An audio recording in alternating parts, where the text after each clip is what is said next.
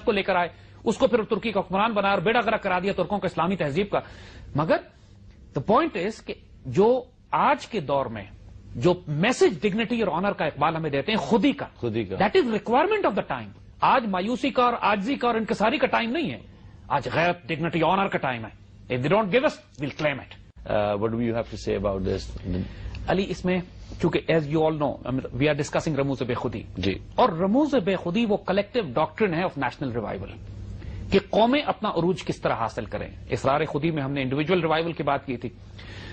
آج کل کے دور میں جو سب سے بڑے بڑے کرائسس قوموں کو, نیشنز کو فیل ہو رہے ہیں, محسوس ہو رہے ہیں, جو آس پاس کانفلکٹ میں مبتلا کر لیتے ہیں کہ ہم ایک طرف انسانیت کی بات کرتے ہیں کہ ہر انسان برابر ہے, انسان کا خون برابر ہے, ہر انسان سے محبت کرنی چاہیے, انسان کا قتل ہر انسانیت کا قتل ہے, ایک انسان کو زندہ کرنا ہر انسان کو زندہ کرنا ہے, اور ہمیں محبت اور پیار انسان سے کرنی چاہیے, نہ کہ قوموں سے, نہ کہ قوموں سے. اور دوسری طرف جو دنیا کا نظام ہمارے آس پاس میں قائم ہے, یونائٹڈ نیشنز بنی ہوئی ہے, قوموں کو فزیکل جغرافیہ میں تقسیم کر دیا, وہ جغرافیہ کے نقشے جو انہوں نے فٹر رکھ کے کاغذ پہ لگائے ہوئے ہیں اپنی مرضی سے, اور آرٹیفیشل نقشے جو ان لوگوں نے خود بنائے ہوئے ہیں پہلی جنگ عظیم کے بعد اور دوسری جنگ عظیم کے بعد, اور جس میں انہوں نے انسانیت کو چھوٹے چھوٹے ڈبوں میں تقسیم کر دیا. Biggest fraud of the ages, the biggest fraud of the edges.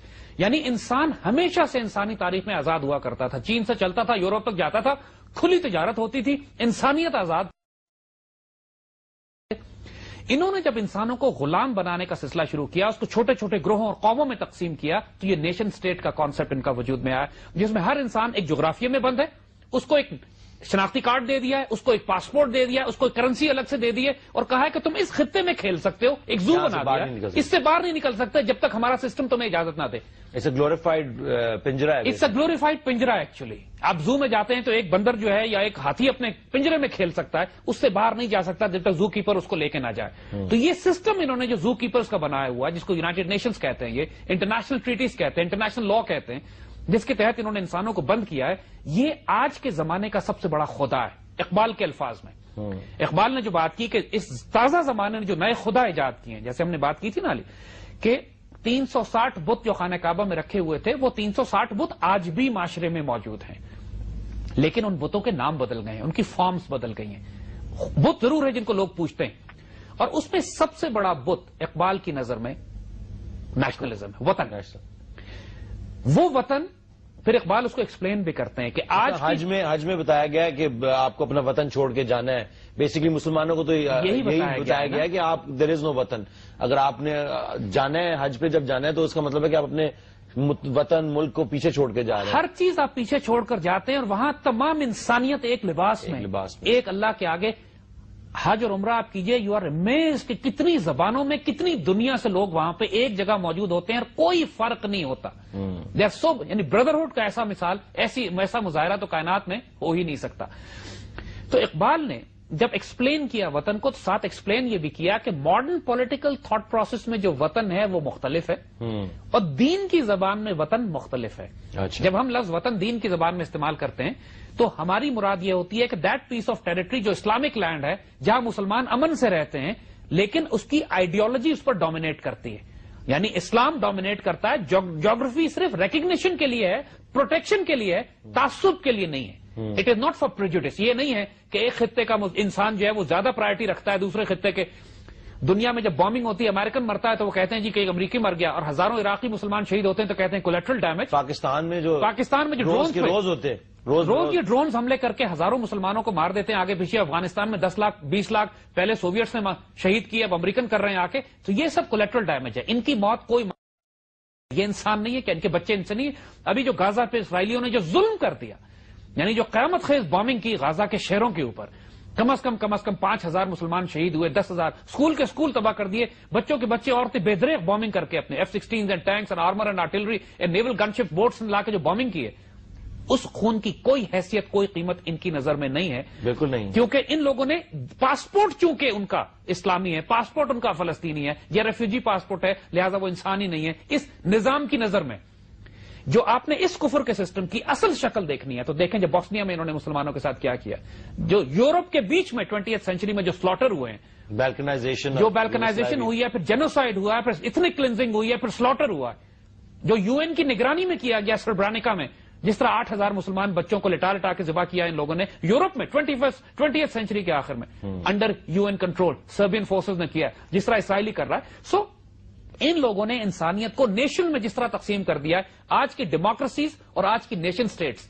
دنیا کی سب سے بڑی قاتل آرگنائزیشنز، موومنٹس، گروپس، آئیڈیاز ہیں. چنگیز خان کو بھی شرم آ جائے اس قتل و غارت کے سامنے جو امریکن اور برٹن نے دنیا جو پچھلی 100 سال میں ان دو بڑے بڑے ملکوں نے اور سوویت یونین کو ساتھ ملا کے جو انہوں نے قتل و غارت انسانیت کے ساتھ کیا ہے صرف اس لیے بیکاز سوویت یونین تو ان کا پون ہے ہمیشہ سے. 74 میں جو جینوسائڈ کا جو پلان بنایا تھا ہنری کسنجر نے، وہ 79 میں حملہ کر دیا انہوں نے افغانستان میں. اور کتنے آپ کہہ رہے ہیں 20 لاکھ تو مسلمان افغانستان میں شہید کیا. بالکل. تو اقبال نے وشسلی اٹیک کیا ہے اس کانسیپٹ کو کہ انسانیت کو اگر آگے فلاح پانی ہے تو اس محدود کانسیپٹ آف نیشنلزم سے نکلنا پڑے گا. ہم پاکستان کو ضرور ایک نیشن سٹیٹ کے طور پہ ایکسپٹ کرتے ہیں، مگر اس پاکستان کو مدینہ ثانی کہتے ہیں. جس طرح مدینہ کی ریاست تھی، لیکن مدینہ کی جو سٹیٹ تھی وہ اس کی آئیڈیالوجی گلوبل تھی جی، لیکن اس کی جیوگرافی بے شک چھوٹی تھی، لیکن بعد میں وہ جیوگرافی آف کورس. تو اسی طرح پاکستان کی سٹیٹ فی الحال چھوٹی نظر آتی ہے ٹھیک، اور انشاءاللہ یہ سٹیٹ بھی پھیلے گی. جس طرح ابھی اسرائیل ہے کہ یہ مدینہ الثانی بن رہا ہے اور یہاں پہ سارے مسلمان دنیا کے اکٹھے ہو رہے ہیں اور یہاں سے ایک موومنٹ نکلے گی اتنی بڑی جو کہ ہمیں بھی کھا جائے گی.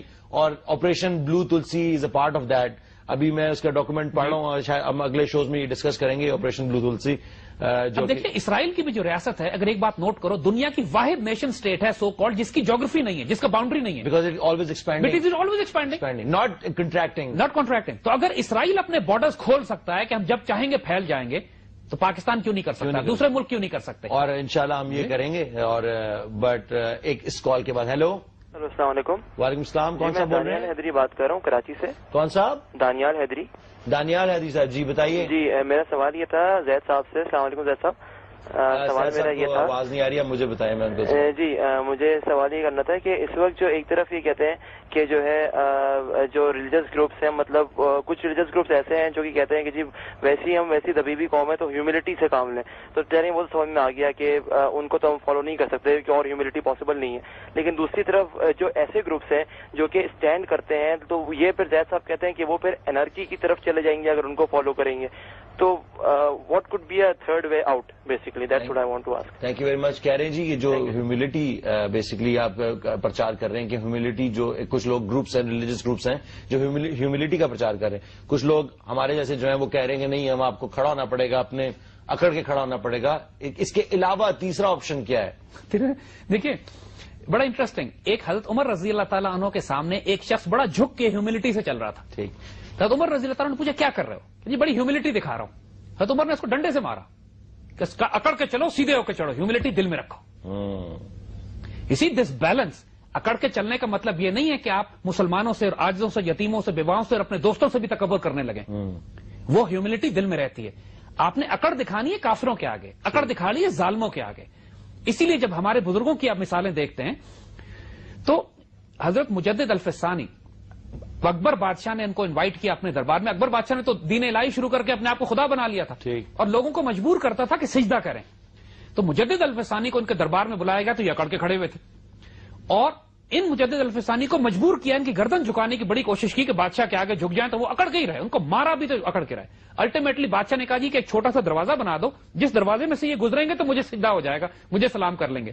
تو اس فقیر کا جلال دیکھیں کہ انہوں نے وہاں پاؤں پہلے داخل کیے اور پاؤں پہلے ڈال کے پھر وہاں سے نکلے، دوسری طرف سے نکلے. تو حالانکہ جب وہ بادشاہ کے سامنے ان کی یہ اکڑ تھی، لیکن جب باہر نکلتے تھے یتیم بیوہ مسکین ان کو ملتے تھے تو ان سے اتنا جھک کے ملتے تھے اور اتنے پیار سے ان کے ساتھ بیٹھ جاتے تھے کہ لگتا تھا اس سے زیادہ عاجز انسان کوئی نہیں ہے. اقبال قرآن پاک اس کو کہتا ہے اور اقبال نے جس کو ٹرانسلیٹ کیا ہے کہ محفل یاراں تو ریشم کی طرح نرم ہو، رزم و حق و باطل تو فولاد ہے مومن. واہ. دیکھیے یہ بیلنس آف کنٹرڈکشن رکھنا ضروری ہے. حضور صلی اللہ علیہ وسلم کے حوالے سے قرآن نے کہا ہے، محمد رسول اللہ صلی اللہ علیہ وسلم والذین معہ اشداء الکفار ورحماء بینہم، کافروں پہ شدید آپس میں رحیم. اس بیلنس کو سمجھنا ضروری ہے ورنہ کنفیوژن رہے گی. یہ کنفیوژن بیسکلی مسلمان قوم کی کنفیوژن ایک طرح بن گئی کہ اس طرح کریں یا اس طرح کریں. میرا مطلب ہے کہ جس طرح آپ لوگ ایکسپلین کر رہے ہیں جیسا قرآن میں بھی لکھا ہے، کانسیپٹ ہے ویری ویری کلیئر کہ آپ مسلمان کسی ظالم کے سامنے نہیں جھکیں گے. آج کل ہم کیا کر رہے ہیں کہ مسکین عاجز پر فرعون ہوتے ہیں اور ظالموں کے آگے جھکے ہوئے ہوتے ہیں. اس کو ریورس کرنا ہے.